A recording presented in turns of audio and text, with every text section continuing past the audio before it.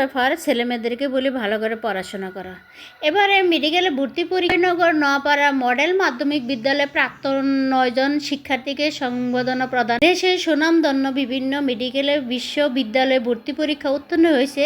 সারা দেশের মধ্যে তৃতীয় স্থান অধিকার করেছে আমাদের এই বিদ্যালয়ের শিক্ষার্থী তাসনিম ফেরদৌস। তাদের এমন অনুবর্তন সাফল্য আনন্দ বাড়ছে।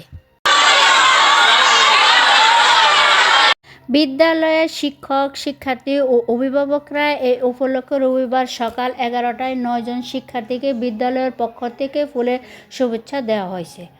আমার বাস্তবে দেখে এতটা ভালো লাগছে বলার মতো না।